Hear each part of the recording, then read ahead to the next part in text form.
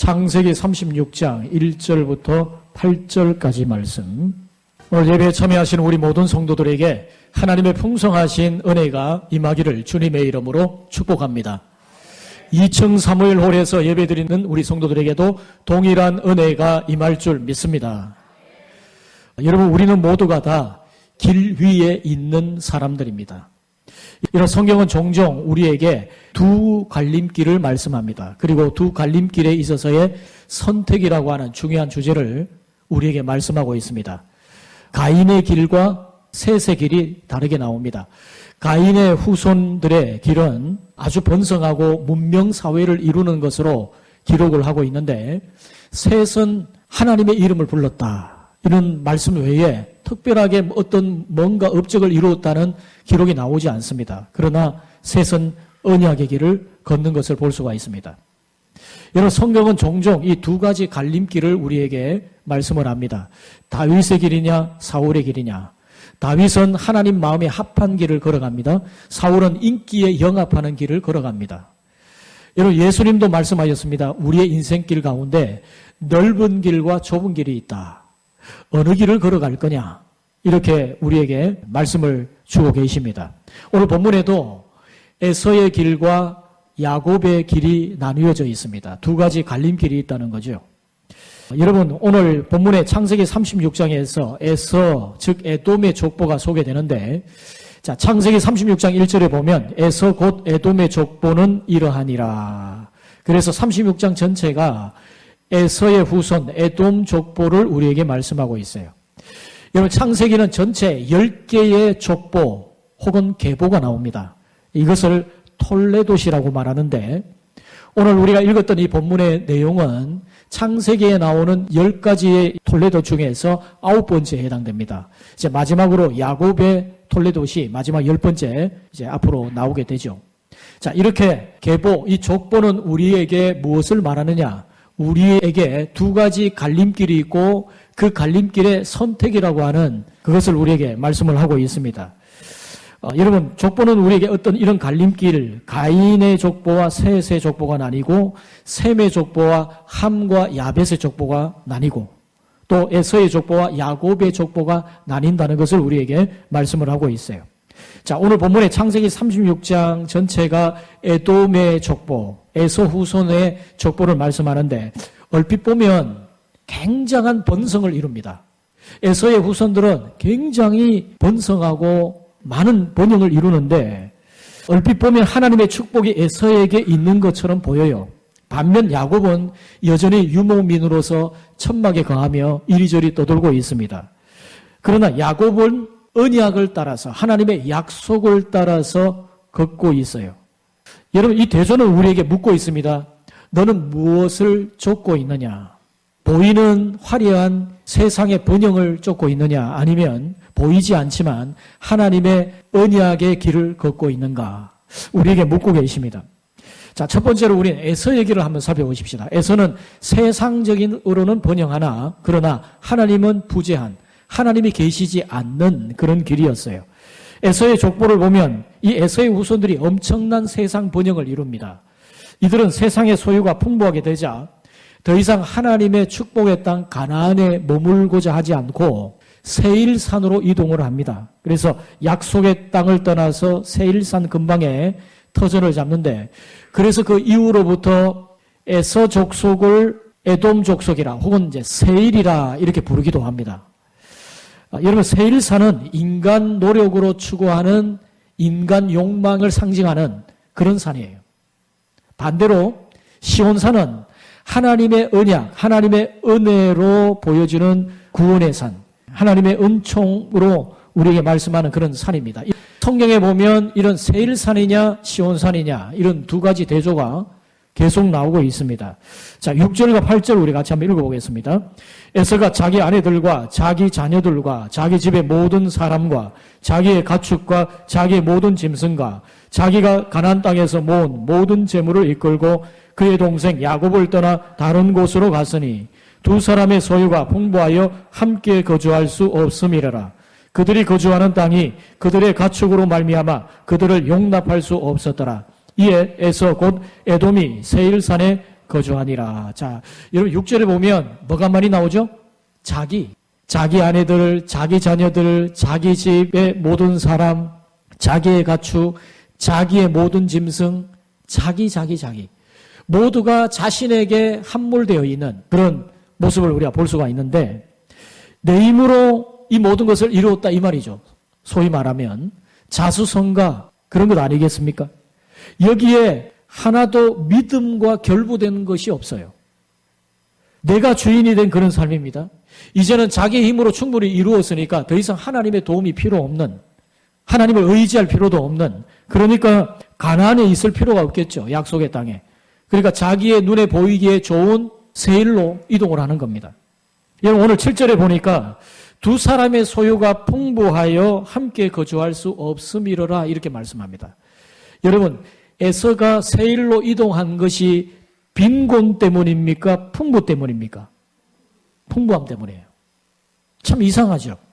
물론 가축들이 많아지니까 가축의 초목이 제한되어 있으니까 더 이상 어떻게 할 수 없는 그런 부분도 있겠지만, 여러분 우리가 가만히 생각해 보면 좀 풍부하고 넉넉해지고 소유가 많아지면 더 품을 수 있는 사람이 많아질 것 같은데 그렇지 않다는 거예요. 오히려 풍부하면 풍부할수록 내 마음을 나누을 사람이 없어진다는 거예요. 그게 여러분 에서의 길입니다. 그게 세상의 길입니다. 오늘날 이 시대에 많은 사람들이 과거보다 더 풍부한 삶을 살아가요. 그런데도 더 만족합니까? 우리가 60년대, 70년대 정말 먹고 살기 어려울 때의 그때의 삶과 풍부한 지금의 삶을 비교하면 소유의 풍부함이 우리의 마음을 더 넉넉하게 만듭니까? 우리의 마음을 더 기쁘고 행복하게 만들던가요? 그게 항상 절대적인 것은 아니라는 거예요. 여러분 이 에서의 길을 자세히 보면 풍부한데 소유는 많아졌는데 자기의 마음을 나눌 사람은 점점 적어지는 거예요.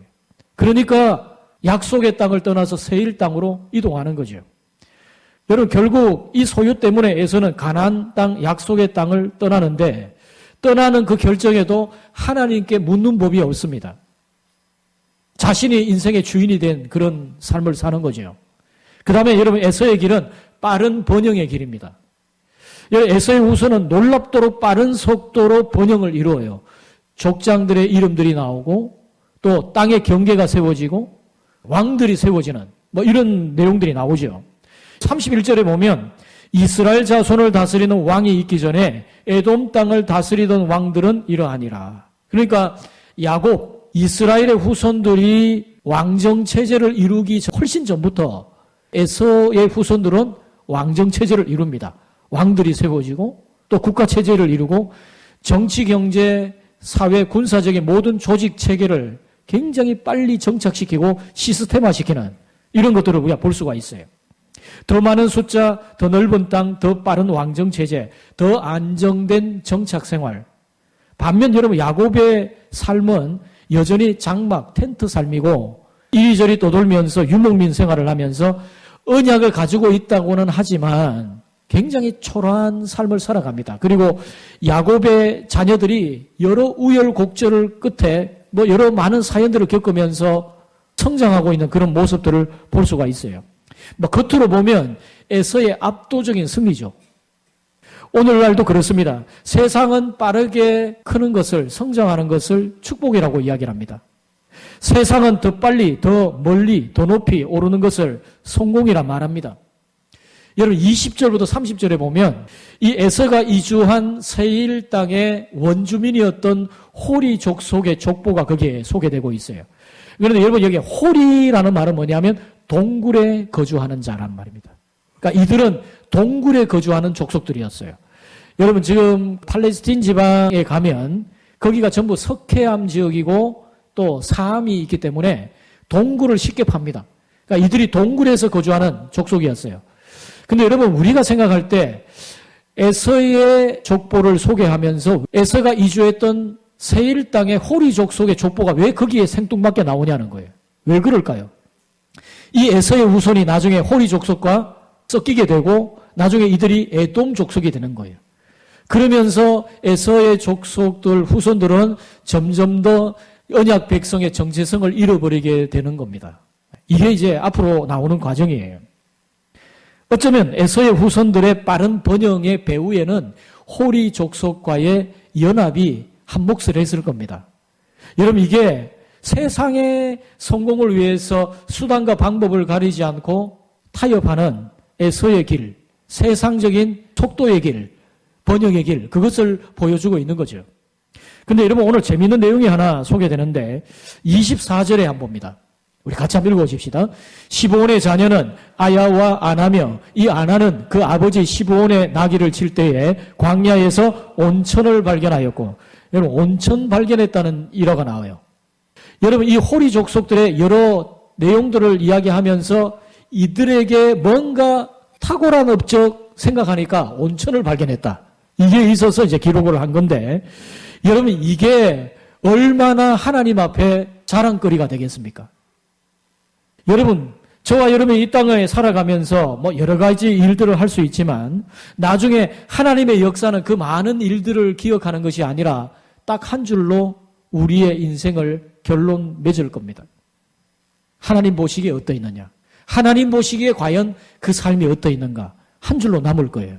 여러분, 우리가 열왕기나 역대기에 보면 왕들이 다스렸던 여러 치세들을 역사를 쫙 기록하고 나서 마지막 왕이 죽고 나자 한 줄로 요약을 하잖아요. 뭐라고 요약합니까? 여호와 보시기에 정직하게 행했다.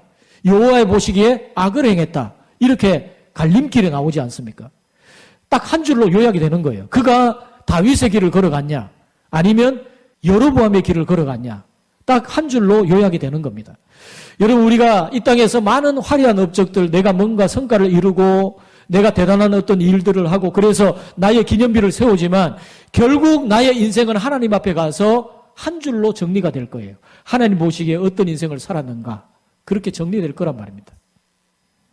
에서의 길은 또한 하나님이 부재하신 길이었어요.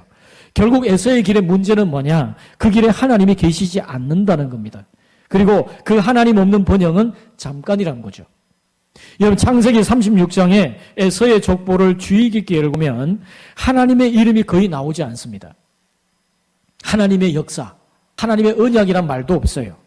그 역사 속에 하나님이 전혀 개입하지 않습니다. 하나님의 임재가 없는 번영, 하나님의 약속이 없는 왕권. 결국 이 에돔은 이스라엘의 적국이 되고 역사에서 완전히 사라진 그런 결과를 낳습니다. 여러분, 사실 이 에서는 세상적으로 보면 굉장히 매력적인 사람이에요. 굉장히 나이스한 사람입니다. 호탕한 기계와 방력, 그리고 세상적으로 볼 때 성공 가도를 갈리는 그런 사람. 뭐 호리 족속과도 잘 융화되는 개방성과 포용성. 여러분, 세상적으로는 굉장히 매력적이지 않습니까? 반대로 여러분, 세상의 시각으로 볼 때 야곱은 어떻습니까? 어떻게 보면은 속이기도 잘하고 합삽하고 뭐 이런 사람이에요. 야곱이 얼마나 폐쇄적으로 보입니까? 답답하잖아요. 율법, 말씀대로 살아가는 삶. 이게 얼마나 폐쇄적으로 세상적 눈으로 볼 때 그렇다는 거예요. 그리고 여러분 40절과 43절에 한번 보세요. 이 후반기 에돔 에서 족속의 족장들의 이름들을 소개하는데 그 족장들의 이름의 11명 중에 2명의 이름을 보면 여자 이름이에요. 딥나 족장과 오홀리바마 족장, 여자 이름입니다. 이건 뭐냐면 그 옛날에 여성 리더십이 있었다는 거예요. 아, 이거 정말 얼마나 앞서 나가는 일입니까? 이게 여러분 우리나라 고조선보다 훨씬 더 옛날 이야기예요. 그 옛날에 여성 리더십을 허락해 준 거예요. 이게 얼마나 대단한 일입니까? 그러니까 에서의 족보를 보면 굉장히 매력적이에요. 세상적으로 선진적이고 개방적이고 시스템이 아주 좋고 또 나이스하고 다 좋은 거예요. 나쁜 게 하나도 없어요. 근데 문제는 뭐죠? 믿음과 결부되는 게 없어요. 하나님과 전혀 상관이 없어요. 에서에게는 번영은 있었지만 하나님이 없어요. 성경은 이것을 매우 위험한 신호로 우리에게 경고를 합니다. 여러분 시편 127편 1절에 뭐라고 말씀하죠? 여호와께서 집을 세우지 아니하시면 세우는 자의 수고가 헛되며 여호와께서 성을 지키지 아니하시면 파수꾼의 깨어있음이 헛되도다. 이렇게 말씀합니다. 여러분 아무리 화려해도 하나님 없이 쌓은 영광은 무너지는 모래성과 같아요. 결국 여러분 말라기 1장 2절 3절에 보면 내가 야곱을 사랑하였고 에서는 미워하였으며 이렇게 말씀하거든요. 여러분 여기에 사랑이나 미움이 감정적인 표현을 말하는 게 아닙니다. 하나님의 언약의 선택이 에서에게 있지 않고 야곱에게 있었다. 이 말씀을 하고 있는 거예요. 그러니까 결국은 약속의 통로로, 언약의 통로로 하나님이 야곱을 택하셨지 에서를 택하지 않았다는 거예요. 여러분, 팀 켈러 목사님이 이렇게 말합니다. 성공은 선물일 수 있으나 그 성공이 하나님과 무관하게 주어질 때 그것은 오히려 우리의 영혼을 잠식할 수 있다. 이게 누구의 이야기입니까? 에서의 이야기라고요. 여러분, 하나님 없는 풍요는 결국 텅 빈 곳과 허물어질 모래성임을 잊지 않기를 주님의 이름으로 축복합니다. 자, 그 다음에 야곱의 길을 한번 보십시다. 야곱은 어떤 길을 걸어갔느냐. 야곱의 길은 더디고 흔들려요. 그러나 약속을 따라 걷는 길입니다. 에서의 길이 번성으로 가득한 족보라면 야곱의 길은 하나님의 언약을 따라가는 순례자의 길입니다. 여러분, 에서는 굉장히 빠르게 성장하죠. 근데 여러분, 야곱은 더뎌요. 그리고 이 야곱의 길은 흔들리는 모습을 보이죠. 창세기 35장 끝에 보면 야곱이 하나님 앞에 베델로 다시 올라가서 예배를 드리고, 그리고 이제 36장에서 에서의 족보가 나오고 37장부터 다시 야곱 스토리가 이어지는데, 그 야곱 스토리에는 이제 요셉의 이야기로 시작이 되고 있습니다. 우리가 그 다음 시간에 요셉의 스토리를 통해서 하나님이 이 야곱이라고 하는 사람을 어떻게 빚어가시는지를 또 보여주고 있습니다. 아무튼 여러분, 이 야곱의 길은 고난과 기다림의 길임을 알 수가 있어요. 야곱은 평탄한 인생을 살지 않습니다. 형을 따라 도망가고 외삼촌 라반에게 속임을 당하고 가정 안에서 서로 갈등이 일어나고 숱한 많은 세월 동안 눈물 짓는 어려운 고난의 길을 그가 걷는 것을 볼 수가 있죠. 그런 많은 고난의 원인은 사실 야곱이 죄를 지었기 때문에, 잘못했기 때문에 스스로 자초한 그 어려움과 그 갈등인 경우가 참 많아요. 아무튼 이 야곱의 길을 보면 정말 그 인생이 고난과 기다림의 길이었어요. 성도 여러분, 믿음이라고 하는 것은 보이지 않는 시간을 버티고 견디는 것입니다. 자, 저를 따라 봅시다. 믿음은 보이지 않는 시간을 버티고 견디는 것이다. 믿음이 뭐냐? 딱 한마디로 이야기하면 이거예요. 믿음은 보이지 않는 시간을 버티고 견디는 겁니다. 믿음 생활에는 인내가 필요해요. 결국 인내입니다. 인내의 싸움이에요. 견디지 못하고 버티지 못하면 결국은 실패하고 주저앉는 겁니다. 여러분, 우리가 인생길 살아가면서 힘들지 않은 사람 누가 있습니까? 심지어 여러분, 유치원 아이들도 힘들어요. 제가 길을 이렇게 걸어가면 유치원 아이가 앞에 걸어가는데 자기 몸보다 더 큰 가방을 메고 쭉 늘어져서 가요.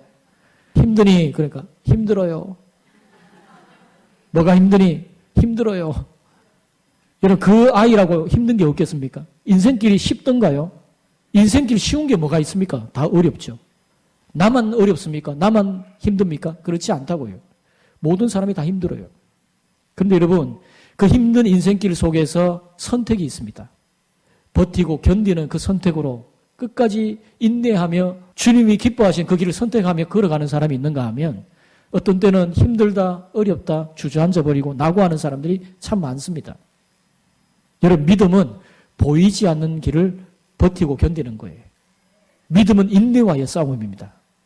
야곱의 길은 또한 약속, 언약의 길이었어요. 여러분, 5절 말씀 한번 봅니다. 같이 읽어보겠습니다. 오홀리바마는 여호수와 얄람과 고라를 낳았으니 이들은 에서의 아들들이요 가나안 땅에서 그에게 태어난 자들이더라. 여러분, 에서의 아들들이 5명이 소개되는데 이들이 가나안 땅에서 태어난 자들이다 이렇게 말해요. 반대로 야곱의 아들들은 어디서 태어났습니까? 창세기 35장 26절에 보면 이들은 야곱의 아들들이요 어디에서? 밧단 아람에서 그에게 낳은 자더라. 이방 땅 밧단 아람에서 태어났어요. 물론 그 안에는 12아들 중에 베냐민은 약속의 땅 가나안에서 와서 태어난 아들이죠. 그런데 대부분의 이 야곱의 아들들은 밧단 아람에서 태어나서 이방 땅에서 태어났지만 약속의 땅으로 언약 백성의 울타리 속으로 들어왔어요. 이게 정말 중요합니다. 그런데 반대로 약속의 땅에 정작 태어났던 에서의 아들들은 어떻습니까? 약속의 땅 가나안에 태어났지만 이방 땅 언약 백성의 울타리 밖으로 가나안 땅 밖으로 나가버립니다. 이게 여러분 굉장히 중요한 거예요. 하나님의 언약의 땅 가나안에서 태어나더라도 본인이 언약의 축복 밖으로 벗어날 수도 있고, 약속의 땅 밖에서 태어났지만 하나님께서 주신 언약을 붙들면 언약의 땅 안으로 들어오는 거예요. 이게 여러분 왜 중요하냐 하면 오늘날 그런 경우가 많습니다. 믿음의 울타리 안에서 태어나서 생활하고 자랐지만 자신의 의지로 믿음의 울타리를 벗어나는 경우도 있고, 어떤 경우에는 하나님의 언약 백성의 후손들로 자녀들로 태어난 것 같아 보이지는 않는데 그 언약의 울타리 안으로 들어오는 그런 선택이 있을 수도 있다는 거예요. 여러분, 에서의 후손 왕들은 정말 빛나는 영광이 있었어요. 하지만 성경의 큰 흐름은 그 왕들이 아니라 야곱의 자손들, 그 중에서 요셉과 유다를 통해서 메시아의 길이 열립니다. 세상은 보이는 성공을 기억하지만 하나님은 약속의 계보를 계속 이어가십니다. 야곱에게는 눈앞의 영광을 약속하지는 않아요. 하지만 결국 영원한 영광으로 연결되는 길입니다. 세상은 에서처럼 보이는 힘을 원하지만 하나님은 야곱처럼 약속을 붙드는 사람을 통해서 일하세요. 여러분, 야곱은 속도가 아니라 방향을 선택합니다. 야곱은 번영보다 언약을 붙들었어요. 이게 여러분 굉장히 중요한 겁니다. 그 결과 어떻게 됐습니까? 요셉이 태어나고 유다가 태어나고 유다의 후손을 통해서 다윗이 태어나고 다윗을 통해서 메시아의 계보가 열리는 이런 역사가 일어나죠. 여러분, 하나님은 야곱의 길 속에 구원 역사를 심으셨습니다. 속도는 에서가 앞섰는데 성경 역사는 야곱의 손을 들어주죠. 왜 그렇습니까? 야곱의 길은 언약의 길이니까, 약속의 길이니까 그런 거예요. 자, 그 다음에 야곱의 길은 하나님이 함께 하시는 길이에요. 하나님은 야곱에게 뭐라고 약속하셨습니까? 창세기 28장 15절에 내가 너와 함께 있겠다. 네가 이 땅을 떠나가도 나는 너를 돌아오게 할 것이다. 내가 어디든지 너와 함께 하겠다. 주님 말씀하셨어요. 야곱의 인생은 고난이 있었지만 하나님이 함께 하셨습니다. 결국 이 차이가 결정하는 거예요. 야곱이 잘해서가 아니라 하나님이 언약을 주셨고 그와 함께 하셨기 때문에 그의 삶은 다시 일어설 수가 있는 거예요. 여러분, 어떠한 상황에서도 언약 백성의 길을 걸어가시기를 바랍니다. 언약의 울타리를 벗어나지 마시기를 바랍니다. 여러분, 존 파이퍼 목사님이 이렇게 말했어요. 하나님은 약한 사람을 통해 강한 약속을 이루신다. 약속에 근거한 삶은 반드시 열매를 맺는다. 하나님이 없는 번영은 파멸이고 하나님이 함께하는 고난은 은혜이다 말했어요. 결국이 어떻게 되느냐? 최후의 승리가 어디 있느냐? 여러분, 그것을 봐야 된다고요. 여러분, 중국의 대나무는 5년 동안 아무 일도 일어나지 않아요. 그냥 아주 작은 순으로 있습니다. 그 시간 동안 뭘 하느냐? 깊이 뿌리를 내려요. 그리고 5년이 지난 그 다음부터는 하루에 수십 센치를 자랍니다. 그리고 불과 몇 주 만에 25m까지 자라요. 엄청나죠? 왜 그렇습니까? 보이지 않는 동안 뿌리가 깊어진 것입니다. 야곱의 삶도 그래요. 여러분, 세상은 왜 이렇게 느리냐 이렇게 말을 해요. 그러나 하나님은 뿌리를 깊이 내려라. 나는 약속을 이루는 하나님이다. 이렇게 말씀합니다. 야곱의 길은 겉으로 보면 지루한 시간인데 그러나 하나님은 그 안에서 약속을 이루고 계셨습니다. 여러분, 약속을 따라 걷는 길은 빠르지 않아도 안전해요. 눈에 보이지 않아도 결실합니다. 왜? 하나님이 함께 하시기 때문인 줄 믿습니다. 여러분, 하나님이 함께 하시는 길을 선택하셔야 돼요. 여러분, 오늘 말씀은 우리에게 묻고 있습니다. 오늘 우리는 무엇을 쫓고 있느냐? 보이는 영광이냐? 아니면 보이지 않는 약속인가? 여러분, 창세기 36장은 단순한 역사 기록이 아닙니다. 우리의 인생의 방향성을 묻고 있는 거예요. 너는 에서의 길을 걷고 있냐? 아니면 야곱의 길을 걷고 있냐? 우리는 길 위에 있는 인생이에요. 어디를 걷고 있냐 하는 거예요. 세상은 여전히 에서의 길을 성공이라고 부릅니다. 오늘 세상은 이렇게 말해요. 빨리 성장해라. 남보다 앞서라. 보이는 성과를 만들어라. 화려해져라. 빠른 성장, 눈에 띄는 스펙, 화려한 성취, 안정된 자리. 그러나 성경은 뭘 말합니까? 사람은 외모를 보거니와 나 여호와는 중심을 보느니라. 여러분, 하나님의 백성은 성취보다 약속을 선택해야 됩니다. 따라해봅시다. 하나님의 백성은 성취보다 약속을 선택해야 합니다. 하나님은 약속을 붙들고 걷는 사람을 기뻐하세요. 여러분, 하나님이 왜 야곱을 선택하셨죠? 그는 언약을 붙들었거든요. 하나님의 약속을 붙들었거든요. 그래서 여러분 그 옛날에도 그 형에게 팥죽 한 그릇에 장자의 명분을 사지 않습니까? 그런데 여러분 에서는 그 장자의 명분을 경홀히 여깁니다. 그게 귀중한지 모르는 거예요. 야곱은 그게 있었어요. 약속을 붙들었다는 것. 그러니까 하나님의 역사가 그를 통해 이루어지는 거죠. 이런 팬인가 제자인가의 저자 카일 아이들먼이 이렇게 말을 합니다. 하나님을 따르는 길은 때로 불편하지만 가장 안전한 길이다. 여러분 믿으십니까? 하나님을 따르는 길이 불편해 보이고 때로는 힘든 길처럼 보이지만 그게 안전합니다. 여러분 믿음의 울타리를 벗어나면 편할 것 같죠? 그렇지 않습니다. 사단의 밥입니다. 사탄의 밥이에요. 여러분 우리 예수님 좁은 길 걸으셨죠? 십자가 고난의 길을 걸어가셨습니다. 그런데 그 길의 마지막은 영광의 면류관이었어요. 여러분 어떠한 상황에서든지 하나님과 동행해야 합니다. 믿음의 사람은 결과보다 동행을, 성취보다 약속을, 속도보다 방향을 선택해야 됩니다. 믿음의 사람은 결과가 빠른 길을 선택하는 사람이 아니라 하나님과 함께하는 길을 선택하는 사람이에요. 에서의 길은 모래 위에 세운 집입니다. 야곱의 길은요, 반석 위에 세운 집이에요. 여러분은 어느 길을 가시겠습니까? 오늘 여러분이 걷고 있는 그 길을 점검해 보세요. 창세기 36장은 번영의 길과 언약의 길을 우리에게 말씀하고 있어요. 우리의 마음을 향해 부드럽지만 강하게 우리에게 묻고 계십니다. 너의 발걸음은 어디를 향해 가고 있냐? 보이는 성공을 쫓고 있는가? 하나님과의 동행을 쫓고 있는가? 사람의 인정인가? 하나님의 약속인가? 빠른 결과인가? 변함없는 약속인가? 여러분 야곱의 길을 선택하시기를 바랍니다. 더딜지라도 초라해 보일지라도 약속의 길을 선택하시기를 바랍니다. 여러분 에서의 길은 화려하지만 잠깐이에요. 야곱의 길은 초라하지만 영원합니다. 보이는 영광을 쫓을 것인가 아니면 보이지 않는 약속을 붙들 것인가. 하나님의 약속을 붙든 사람, 약속의 길을 따라 걷는 사람을 통해서 구원의 역사를 지금도 이루어가고 계시는 줄 믿으시기를 바랍니다. 우리 결단의 기도를 같이 읽고 찬양합니다. 주님, 우리가 에서의 길을 향해 달려가고 있는 것은 아닌지 돌아봅니다. 눈에 보이는 세상 번영만을 쫓던 마음을 내려놓습니다. 속도가 아니라 방향을 선택하게 하소서. 결과가 아니라 약속을 붙들게 하소서. 야곱처럼 흔들리고 약할지라도 하나님이 함께 하신 길이라면 기꺼이 그 길을 걷게 하소서. 우리의 삶이, 우리의 가정이, 자녀가 보이는 성공이 아니라 보이지 않는 하나님의 언약 위에 서게 하소서. 예수님의 이름으로 기도합니다. 아멘. 우리 함께 찬양하겠습니다. 내 삶은 주의 것